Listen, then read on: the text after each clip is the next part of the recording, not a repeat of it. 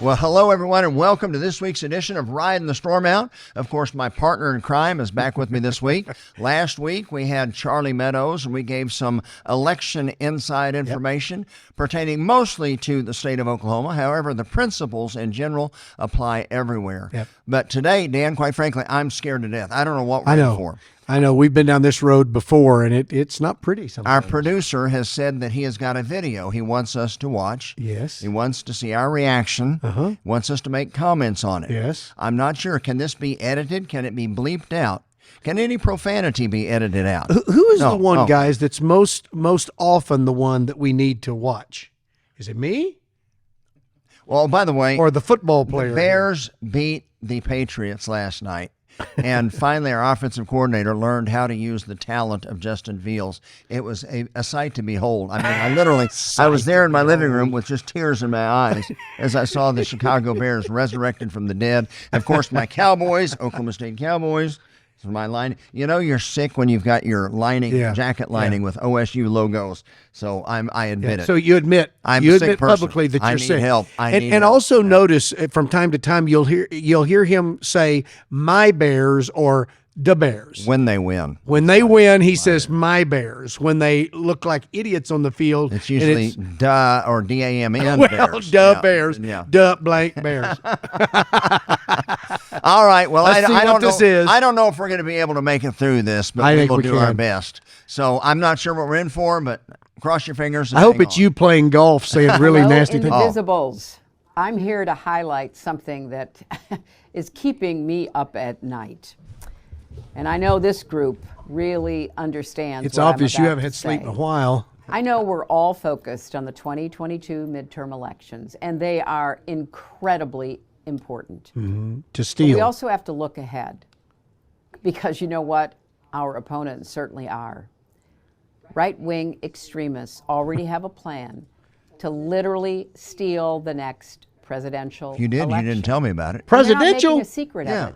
That's 4 years from now, you right-wing-controlled Supreme Court 2 years, may be poised to rule on giving state legislatures, yes, you heard me that correctly, state legislatures the power to overturn presidential elections. Just think, if that happens, the 2024 presidential election could be decided not by the popular vote. It's never supposed to be. It's not supposed to be, you lying sack of a person. But by state legislatures. Many it's called the Electoral College, you winch. Controlled. But there's also good news in the face of this very real threat to democracy. Indivisible has launched Crush the Coup to make sure we're ready to defend democracy in 2024. They've put together a list of critical races in 6 key states and how you can get involved. Will you support Crush the Coup by donating to Indivisible and state legislature candidates? Each of these races is highly competitive, and your dollars could very well decide the winners and the winner of the next presidential election. This could not be more important or more urgent. I wanted to ask a question. When is she going to go away? How many times do we have to say no to Hillary before she finally just leaves and goes home? I'm so tired of seeing that face. I believe Satan is a woman. And you just saw it. Him, her. I don't know. I guess the devil is propping her up, keeping her alive. Well, you saw that. I saw yesterday for the first time it was posted. It was from this segment. She's now calling into question election integrity. Now, isn't it funny? Go ahead. I just cut you off. I apologize. Well, wait a second. I thought that 2020 was the most secure election in American history. Now, for the last 2 years, the Dems have been in control of Washington, and it's been a disaster. And what have they been saying about anybody who questioned the 2020 election? Well, you're a potential. You're the right wing extremist. You're not wanting to honor the Constitution, and you're a threat to the democracy. And of course, it isn't a democracy, but we're a republic. That's right. But think about it. It's wrong for us to question. Abrams questioned the election outcome. She said she was the actual governor. and now claims she never said that. She's on video. I know. Saying that. There's countless videos of them saying that. That wench, that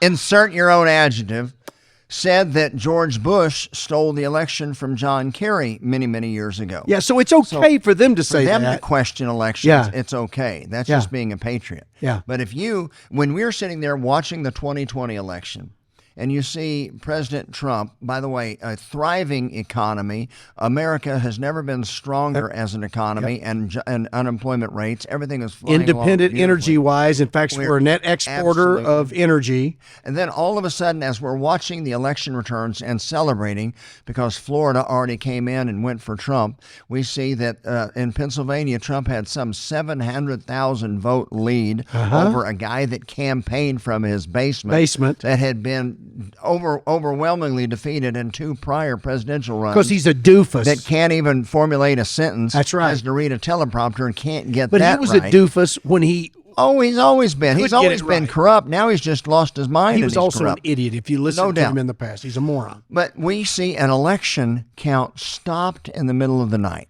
Across many states. Not Across just, many states. Now, how does that happen? There's a water line break or plumbing problem in Atlanta. Therefore, it's natural to stop the count in Pennsylvania and Wisconsin and Arizona. And it was all of the final key states where the real battlegrounds were, where all of that stuff happened. And then our own state senator, not state senator, but our own senator, U.S. senator, even said that there was obvious evidence of fraud. Election fraud. And then, of course, he crumples up on January the 6th because he hid under his desk or wherever he went. But the point is, no, we had never seen anything like that in an election. And who wouldn't question it? Who wouldn't? Anybody in their right mind would question it. Exactly. Especially with all these mail-in ballots. Of course. And the voter harvesting, and 2,000 mules. And where I started saying, Dinesh D'Souza has actually shown pretty solid proof that there was a whole lot of trickery going on in those stuffing those mailboxes with all these. No. That was the most secure election in American history. Yeah. But somehow, with the Democrats in charge, 2022 won't be. In fact, those darn Republicans are going to steal the election in 2022. And of course, they're already preparing for the onslaught of destruction they're going to see on November 8th. And why won't that witch talk about the truth? Because here's the deal. She talks about how state legislatures are going to steal it. The fact is, that's how our electoral process works. And notice she said not going to let the popular vote count. Well, that's because our framers, you idiot, set it up so that we aren't a pure democracy. We're a representative republic, and you have an electoral college that it is controlled by the state legislatures. Votes. You don't actually vote for the president. No, that's exactly right. She knows it or she's the biggest imbecile. So they lie. Okay. They lie about this stuff, and Americans who don't know, they sit there. Okay, here's the bigger question: is she a moron or is she just evil? She's an evil moron. Okay, that settles it. Yeah. That actually answers it nicely. Yeah, in fact, she's going to burn in hell. I know that Jesus died for her, but I might question that he died for everybody, and I can't believe that he may have died. Well, for she's her. going to be living on the same block in hell with Satan and George Soros and a lot of. They can have a good old time in the just lava. You could just take everything inside the Beltway and suck it up and take it over and drop it into hell, and that's really a foreshadowing. Well, it really is already hell. I think they're escapees from hell, and I believe that what happened is hell has oozed up somehow through the crust, like a volcano, and is right there in D.C. D.C. And there's little pieces up in Arkansas because that's where that lady. Well, here's one thing we've got to remember. And, think about it. It was not the federal government that created the states. It was the states. Oh, wait. Yeah. Say that again, please. All power emanates from the president's office. The president decided to create these things called states that he rules over, and he gave them certain privileges as long as they behaved. That's what I thought He'd it was. reward them with money here and there. That's exactly what George Washington didn't create in the U.S. Constitution. You mean the states came first? The states came first, created this limited general government. The states gave what was that word? The limited general government, keeping each state to itself, according to the 9th and 10th Amendment, everything that they didn't specifically give permission to the federal government to do. Yeah. And whenever the federal government does something they shouldn't be doing, according to James Madison, according to Thomas Jefferson, Yeah. it's up to the states to say no stinking I way. thought they could do Drop whatever. dead. I thought they could do whatever they deemed necessary and proper. Isn't there a that's- clause about being necessary and proper? The good and plenty is something. The good and plenty clause, yeah. Yeah. So what was that supposed to do? What about this necessary and proper Well, thing? see, we've got to recognize that it was the states that were designed, or the states are there to protect us from overreach from the federal government. Yeah. And think about this, ladies and gentlemen. When we declared our independence, in fact, when they first met in the First Continental Congress, the 13 colonies, before they became states, met at the First Continental Congress and then again in the Second Continental Congress, and eventually issuing the Declaration of Secession from the tyranny of Great Britain. They weren't being attacked by a foreign government. They weren't being attacked by Spain, exactly right, or or by France. Germany, or by France. Yeah. They were being attacked by their own government. Yeah, because they were Englishmen. They were Englishmen. These were English colonies. Being deprived of their lawful civil rights that were being infringed upon by their own government. Based upon the English Constitution, the English Bill of Rights, and the charters. Absolutely. They finally said, they That's appealed enough. to the king, they appealed to the king, Yeah. they finally said, no, we're out. Yeah. And if the federal government gets out of control, it's up, well, if they're there, Yeah. but it's up to the states to say no. Yeah. Ron DeSantis is a hero. We need more Ron DeSantis. No, that's exactly right. And this Carrie Lake, I think is her name. Yeah, I do too. I think I do she's going to too. she's going to rival DeSantis for the best governor in America. Yeah. So what I think pastors have got to do is, whether they do it in lessons, Paul, Mm-hmm. or they do it from the pulpit, we have got to reteach civics Mm-hmm. and say, well, it's not about government. Let me tell you, it is about government. God established And let me tell you, if that woman that we just saw was in charge and could, she would shut down every church. Mm-hmm. She would shut down everybody, because see, to her, anybody who disagrees with her is a right-wing extremist. Mm-hmm. Of course, she's not a left-wing extremist, communist. But we are right-wing extremists, and so therefore we're all enemies of these proper thinking people. Remember when she called us the basket of deplorables? Yep. Because we have the audacity to disagree with her. Well, pastors, go to our website, libertypastors.com. Go through, we've got about 10 sessions that are part of our basic training at our basically Worldview Academies, or our Liberty Pastor boot camps is what they are, training camps. Yeah. But every pastor that I know of, Dan, if you ask them the question, what are the 3 institutions that God established on planet Earth? The House, the Senate, and the Supreme White Court. House or the Supreme Court? No, the home, Oh, the church, you're getting biblical. and civil government. Oh, Okay, so if that is, and that is the correct answer, by it the way. is the correct answer. And if that is the correct answer, God established the home, God established the church, So you can God preach established on civil those two. government, then it's just as biblical to preach about proper civil Careful with government. that finger there, buddy. That's why I chose that one. I know. And the overreach of tyrannical civil government Yes. versus the home or the church. Can I ask you a question? What's that? At the great white throne judgment, when the Lord tells her that she's going to burn in hell, from can I applaud? Can I? Yay! I'm bringing a cowbell. I'm gonna, like like Mississippi State. Yeah. yeah. You can wear your Chicago Bears jersey. Yep. And Well, this is Shout. These are the white robes of righteousness. You know that. Yeah, I understand. yeah, okay. So you know what we could do? All of the saints could do a wave around as Hillary, as the bottom drops out from under her, and she goes, shoo! We can just do a wave.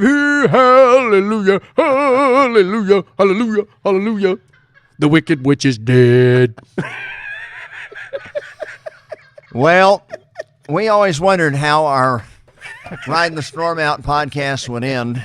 Is I it? guess we're going to go out with a bang. Hallelujah. That's how we said it in Arkansas. Hallelujah. Now, we can blame our producer. He started He this. started this. He knew where this was going to end up. Yep, he he should did. have warned us. He should have protected us. He but no. did. He just didn't tell us what it was. Yeah, that's right. See, had he told me it was her, I would have refused to be a part of it on the grounds that I might incriminate myself.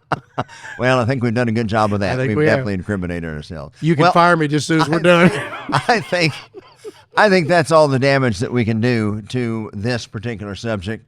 So is there anything else you want to add before we... Well, I just hope that these right-wing extremists, like these guys that are listening to us, do not dare do what the Constitution says that they have the right to do in their states, but will listen to the sage advice of the wicked witch that you just saw on the screen a while ago. Well, that just pretty much wraps up everything that we've got to say about Hillary and this week's edition of Riding the No Storm wonder Out. Bill looks so dried up and wrinkled and red-eyed. He has to live with that thing. I don't know how he does it. Until next time, may God bless you.